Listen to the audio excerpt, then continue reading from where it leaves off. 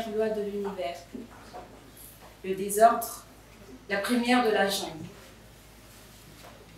L'ordre est-il un obstacle à la liberté? Voilà la problématique que nous allons essayer de résoudre cet après-midi. Mesdames et messieurs, honorables jurés, bonjour. Nous le détestons, nous le repoussons tous, parce que face à lui, il y a elle, la liberté, qui nous donne des ailes d'espoir, tel un aigle face à sa proie. Mais nous ignorons qu'il est impliqué dans elle.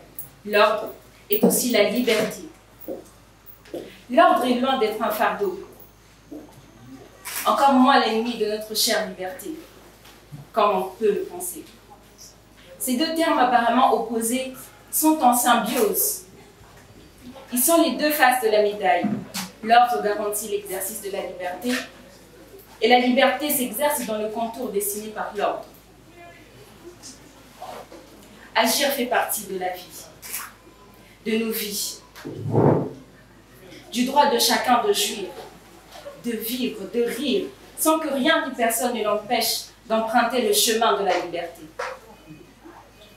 La liberté d'exécuter un ordre, par exemple respecter les gestes barrières pour se protéger du virus, ou de ne pas l'exécuter et d'être exposé à la pandémie.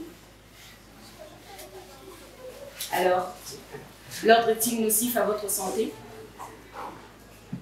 Ne recherche-t-il pas au contraire votre bien-être? Voulez-vous être emprisonné? Voulez-vous être emprisonné dans la maladie?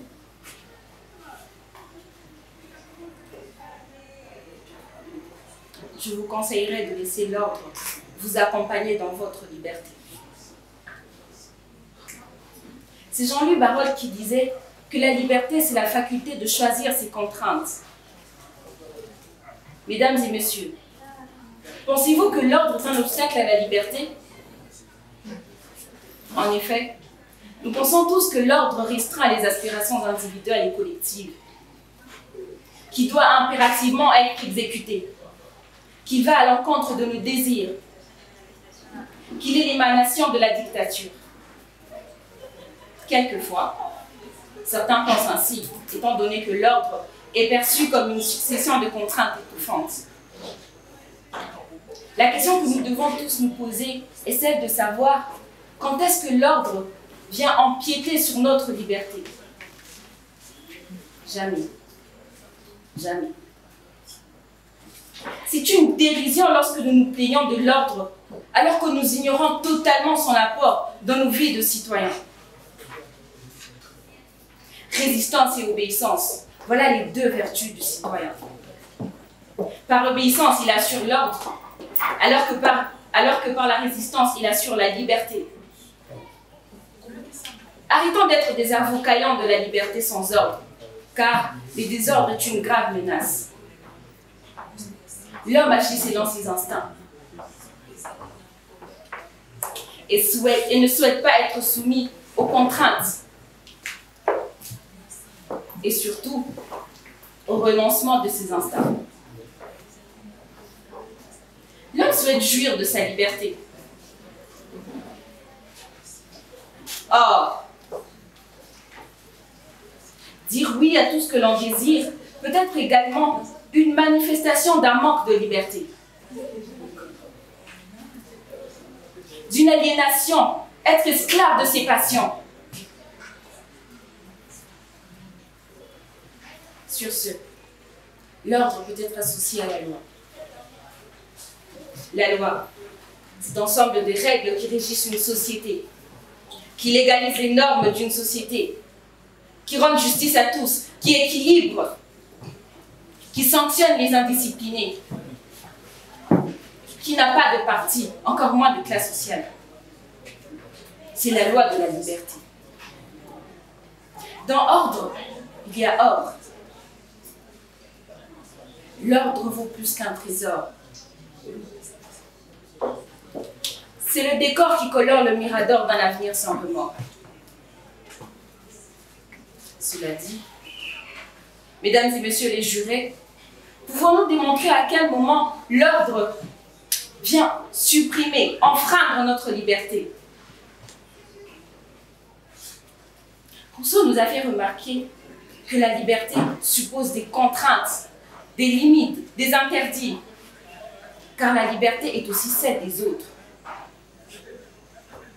Je vous laisse donc juger par vous-même. Ordre ou loi, le 200 sans qu'on s'en aperçoive, la soie qui habille la paix de la liberté, et non un couteau à double tranchant qui vient décapiter la liberté. Cette liberté, qui est la faculté d'agir, de penser par soi-même, de faire ce que l'on veut, où on veut, sans aucune limite. Ne la changeons pas par nos idées erronées de l'ordre. L'ordre, c'est le respect du droit de tous. Je reste convaincue que l'ordre est indispensable dans une société, puisqu'il n'est pas un obstacle à la liberté. Je me permets de vous dire que la loi ou l'ordre accompagne notre liberté. Une société ordonnée est celle où règne bien évidemment l'ordre. C'est une société équilibrée, disciplinée et harmonieuse. Elle est ainsi protégée de toute menace anarchique. Tiens, que serait la circulation routière sans code de la route? Imagine. À présent, mesdames et messieurs les jurés, rejoignons Rousseau dans son propos qui dit « Si les lois périssent, la liberté aussi périt. Sans la loi, la liberté de l'autre pourrait nuire à la mienne. Donc, rien ne va sans l'autre. Aimons l'ordre. Il nous sauvera de beaucoup d'ennuis et aussi de beaucoup de temps perdu. L'ordre allonge la vie. Merci.